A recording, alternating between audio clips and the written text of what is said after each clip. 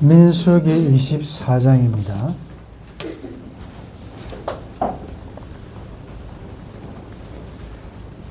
민수기 24장은 발람의 세 번째 예언입니다.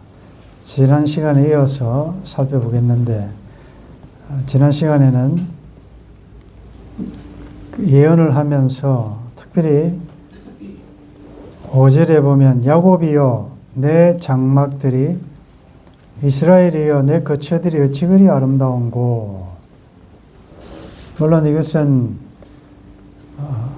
발람 자신의 생각이라기보다 하나님의 시선, 하나님의 마음이라고 그러죠. 하나님께서 교회와 하나님의 백성들을 보시면서 굉장히 아름답게 보신다는 사실. 그래서 우리도 그리스도 안에서 한 형제 자매들에 대하여 이런 시선으로 볼 수 있어야 된다라고 했습니다.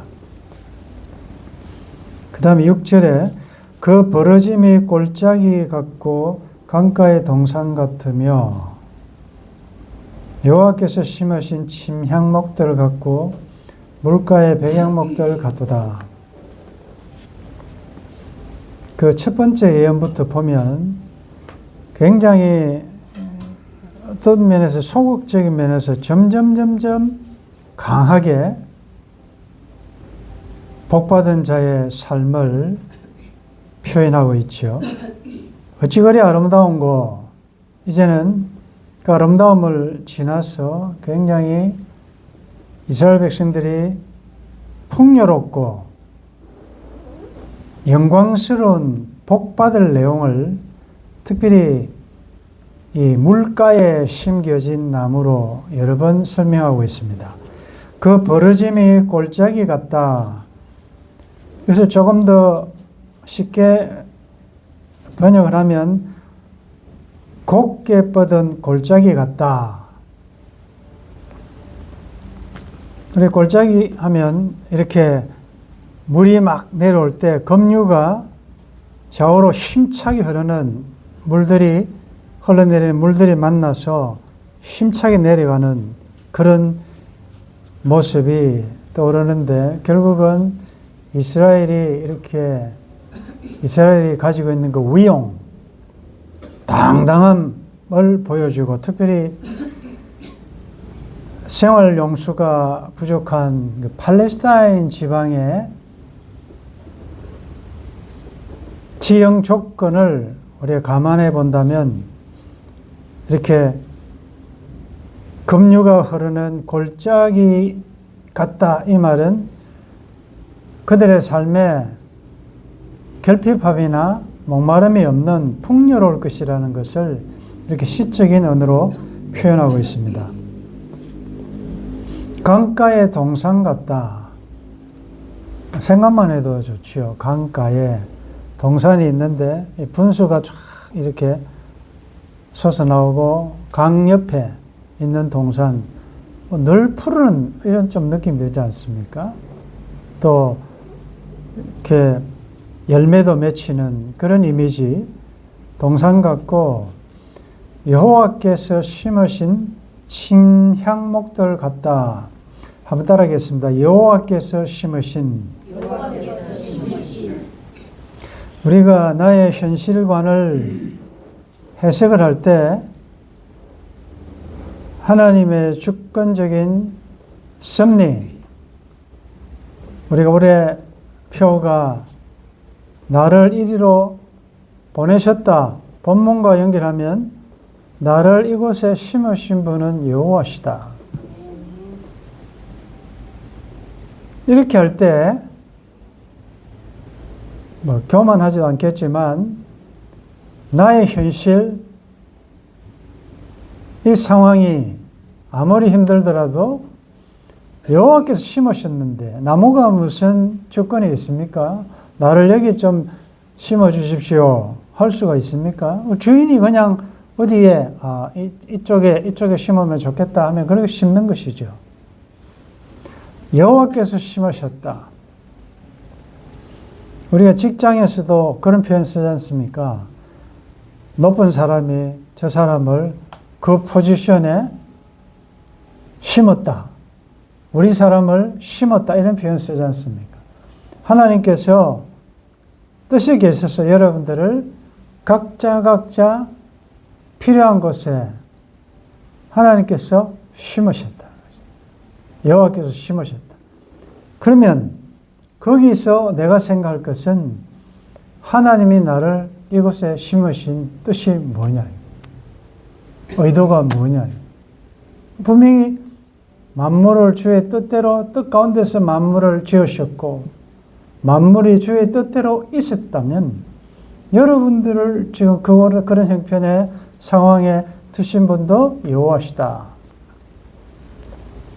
여호와께서 심으신 침향목들을 갖고 이 침향목은 아가스에서 나타나는데 특별히 인도 지방에서 나는 아주 귀한 나무인데 고급 향품의 재료로 사용된다고 합니다. 그리고 물가의 백향목들 같다. 백향목은 레바논에 아주 곱게 뻗은 아름다운 그 위용을 자랑하는 그 나무지요. 그렇다면 이 침향목과 백향목 이 두 나무가 의미하는 바는 이스라엘의 현재 영적 상태가 어떠함을 그리고 미래에 그들이 누릴 위엄과 영광, 그들이 받을 축복을 설명하고 있습니다.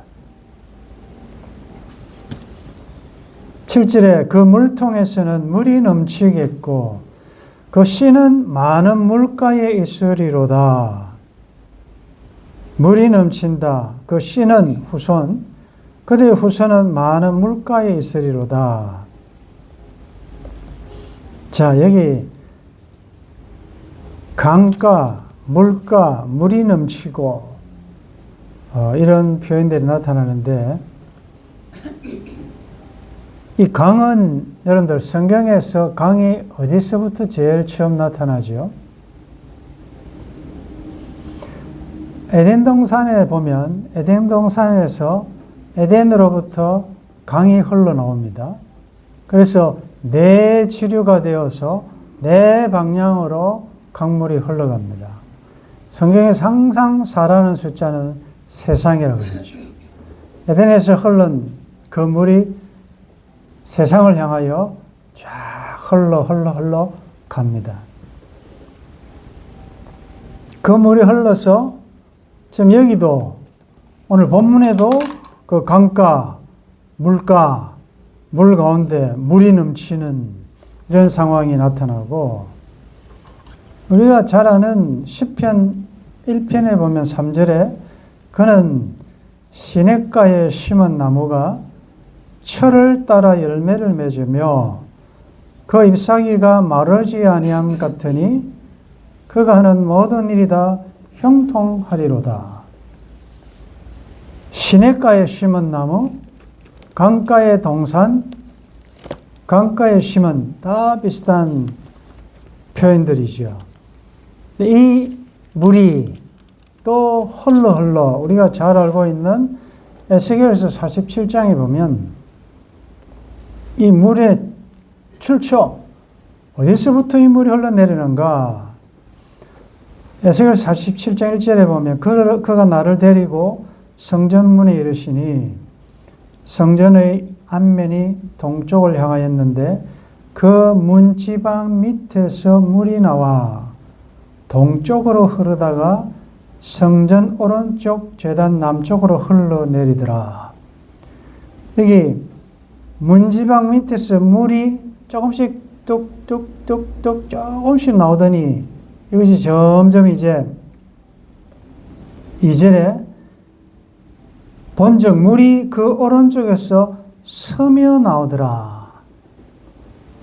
이제 서며 나오는 물이 점점 많아집니다. 그래서 여러분들이 잘 아는 3절 4절에 보면 청량해 보니까 물이 발목에 오르고 그 다음에 물이 무릎에 오르고 그 다음에 물이 허리에 오르고 그 다음에 물이 건너지 못할 강이 될 정도로 이 섬에 나오는 물이 점점 많아지는 것을 설명하면서 6절에 보면 그가 내게 이르시되 인자야 내가 이것을 보았느냐 하시고 나를 인도하여 강가로 돌아가게 하시기로 내가 돌아가니 강 좌우편에 나무가 심이 많더라. 8절에 그가 내게 이르시되 이 물이 동쪽으로 향하여 흘러 아라바로 내려가서 바다에 이르리니 이 흘러내리는 물로 그 바다의 물이 되살아나리라. 이 강물이 이르는 곳마다 번성하는 모든 생물이 살고 또 고기가 심이 많으리니 이 물이 흘러 들어가므로 바닷물이 되살아나겠고 이 강이 이르는 각처의 모든 것이 살 것이며 12절에 보면 강 좌우가에는 각종 먹을 과실나무가 자라서 그 잎이 시들지 아니하며 열매가 끊이지 아니하고 달마다 새 열매를 맺으리니 그 물이 성소를 통하여 나옴이라. 그 열매는 먹을 만하고 그 잎사귀는 약재료가 되리라. 여러분들 에덴에서 시작된 그 물이 흘러 시대마다 모든 처소를 다 통과하는데 결국 이 강은 어디서 만나느냐? 요한계시록 22장에서 만납니다. 22장 1절에 그가 수정같이 맑은 생명수의 강을 내게 보이니 하나님과 및 어린 양의 보좌로부터 나와서 결국 이 강, 물은 생명의 권한 되신 생수가 되신 그 하나님 상징하죠. 물이 어디서 나오느냐? 하나님과 어린 양의 보좌로부터.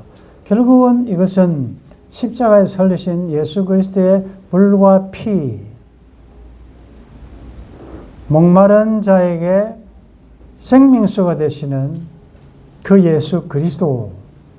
그러니 모든 나무들이 생명의 권은 옆에 있기 때문에 늘 푸르를 수 있다는 거죠. 늘 철을 따라 열매를 맺을 수 있다는 것입니다. 22장 2절에 보면 길 가운데로 흐르더라 강 좌우에 생명나무가 있어 12가지 열매를 맺되 달마다 그 열매를 맺고 그 나무 잎사귀들은 만국을 치료하기 위하여 있더라. 발람이 지금 이스라엘 백성들을 보면서 예언하는 이 예언은 단순한 예언이 아니죠. 강가에 동산 같고 여호와께서 심으신 침향목 같고 물가에 백향목들 같고 물통에서는 물이 넘치고 그 씨 후손들도 많은 물가에 있으리로다. 그런데 어떤 생각이 듭니까? 쭉 에덴에서 흐르는 물이 마지막 계시록의 생명수 강까지 흘러간다는 것이요. 여러분들이 지금 그런 혜택을 보고 있고 그 물이 흘러 나의 심령에까지 와서 그 생명적인 그 요소가 나를 살렸고 중요한 것은 이 강물이 흐르는 곳마다 이 강물이 흘러가야 그 다음에 또 누구를 또 살릴 거 아닙니까? 이 강물은 흘러가야 된다. 나중에도 나오겠지만 하나님께서 이스라엘을 선택하신 이유가 제사장 나라로 선택하셔서 이 이스라엘을 통하여 다른 민족들이 복을 얻도록 하셨어요.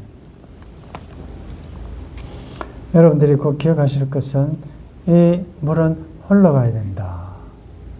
즉 예수 그리스도의 생명력, 구원, 복은 흘러가야 된다. 이전에 한번 소개한 얼음이라는 시. 얼음은 물은 물인데 이게 얼어 놓으니까 흘러가지를 못해요. 흐르지를 못하니 이 얼음으로는 씻을 수도 없고 뭘 할 수가 없어요. 그래서 그 얼음이라는 시의 결론은 뭐냐? 모쪼록 얼지 않을 일이다. 얼지 않도록. 그러면 여러분들 정해 보십시오. 여러분들이 마음이 얼어붙어 가지고 예수 그리스도의 생명이 나에게서 스탑돼 버리면, 흘러가지 않으면 그것이 사해입니다. 사해는 흘러가지 못하니 죽은 바다다. 모쪼록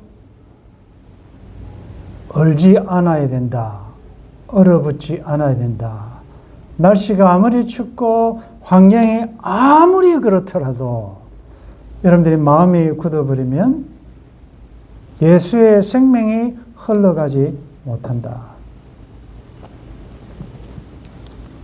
그리고 비록 여러분들이 지금 삶의 현장이 어떠하든지 여러분들은 여호와께서 심으신 강가의 동산 같고 물가의 백향목 같다는 사실을 꼭 기억하시기를 바랍니다. 그건 뭡니까? 열매를 맺어야 된다는 거죠.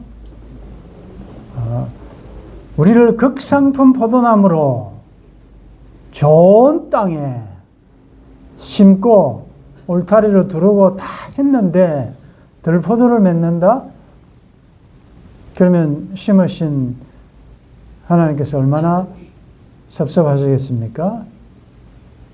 내가 3년을 기다렸는데 어찌하여 땅만 허비하느냐, 이제 이런 책망을 듣지 않아야 된다. 그래서 흘러가야 된다. 열매를 맺어야 된다. 그의 왕이 아각보다 높으니 그의 나라가 흥왕하리로다. 그의 왕이 아각보다 높으니 그의 나라가 흥왕하리로다.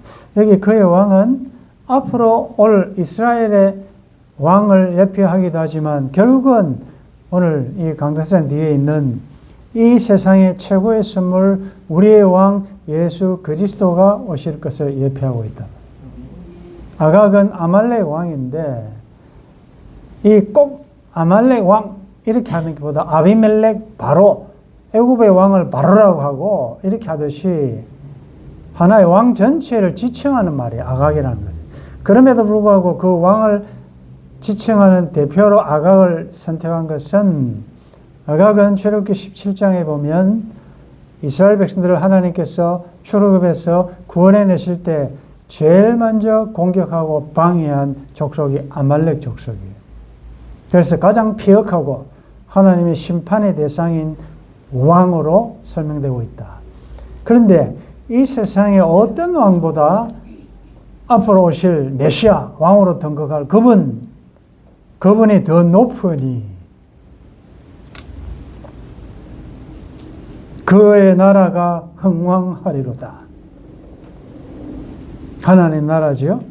비록 하나님 나라를 상징하는 이스라엘은 다양한 이방 나라들의 공격을 받아 때로는 패하기도 하고 때로는 정오로 포로로 잡혀가기도 하겠지만 결국은 내주는 강한 성이요 그 나라 왕성하리라.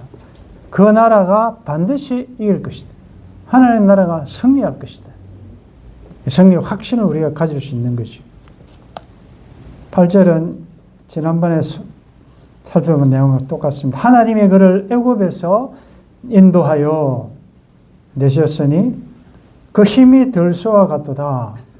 그의 적국을 삼키고 그들의 뼈를 꺾으며 화살로 쏘아 꿰뚫으리로다. 꿇어 앉고 누움이 수사자 같고 암사자다 같으니 일으킬 자 누구랴. 내가 비록 지금 나이는 들고 힘은 없어지고 여러 가지 병 때문에 고통을 당하고 무력하게 보이지만 여러분들은 발람이 예언 가운데 표현한 대로 그 힘이 들소와 같고 적국을 삼키고 그들의 뼈를 꺾으며 암사자 같고 수수자 같고 복음의 화살로 늘 이기는 자의 삶을 살 수 있습니다. 그러므로 환경에 지지 마십시오. 병에 지지 마시고 실패에 지지 마시고 그 어떤 환경에 매여 종로로 사지 말고 우리는 계시록에서 본 말씀처럼 이기는 자의 삶을 살아야 될 줄 믿습니다. 우리에게 이김을 주신 하나님께 감사하노라. 왜냐하면 내 힘만 의지할 때는 패할 수밖에 없지만 날 대신하여 싸우는 그 예수 그리스도 대장 되신 예수님이 날 대신하여 싸우는데 누가 반드시 이기리로다. 마지막 구절 하반절 너를 여기서부터 한번 같이 한번 읽겠습니다. 너를 축복하는 자마다 복을 받을 것이요 너를 저주하는 자마다 저주를 받을지로다.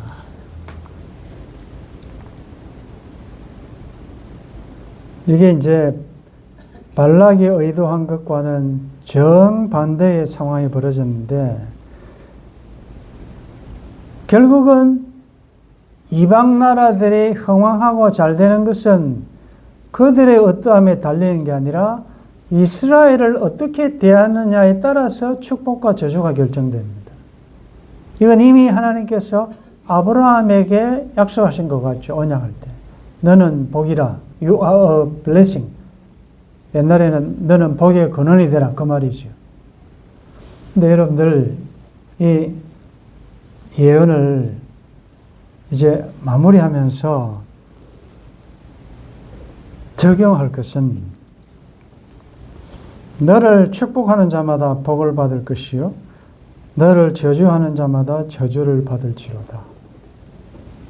어떻게 적용하겠습니까? 나를 하나님의 백성인 나를 하나님이 아름답게 어찌 그리 아름다운 거 아름답게 보시는 나를 나의 허물과 반역을 보지 아니하시고 우리와 함께 하시는 왕이신 그 하나님이 함께 있는 나를 누가 저주한다? 그러면 하나님이 그 사람을 저주한다. 나를 축복한다? 하나님의 눈동자처럼 하나님이 너무 사랑하는 제사장 나라로 세운 나를 축복하면 그 사람이 복을 받는다. 이제 이거를 한번 적용해 보십시오. 심각하게 적용해 보십시오.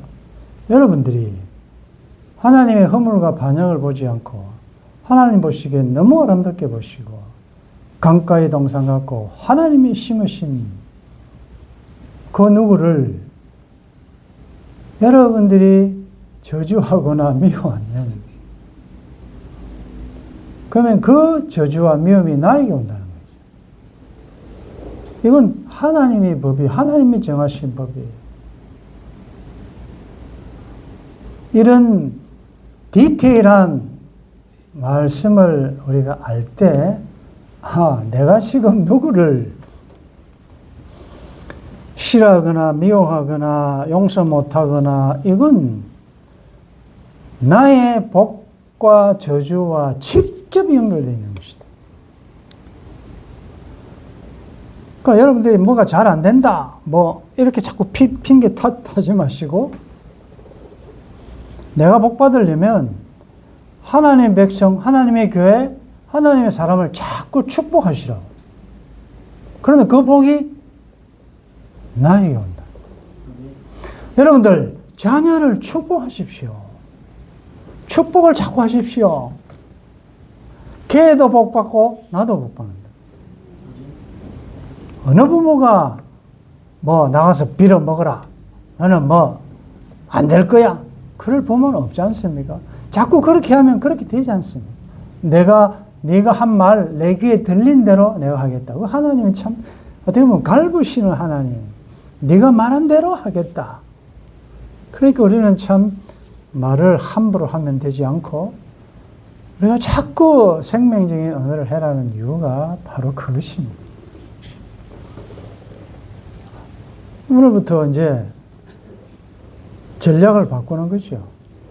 하나님 복 주십시오, 복 주십시오, 복 주십시오. 자꾸 내 복 달라 이렇게 하지 말고 우리가 이제 앞으로도 또 이제 중보기도도 하고 한번 이런 할 건데 여러분들이 그 누구를 위해서 계속 잘 되기를 복을 빌면 희한하게 하나님 밑에 하나님 앞으로 그 빈 그 금그릇에 금향로에 담겼던 대접에 올라갔던 그 모든 것들이 나는 모르죠. 내가 받은 복이 얼마나 많은지 그 복이 나에게로 온다 생각하시면서 이건 특권인가 동시에 의무지요. 여러분들은 복의 통로가 되셔야 된다는 거죠. 여러분들이 가는 곳곳마다 복의 통로가 되시라.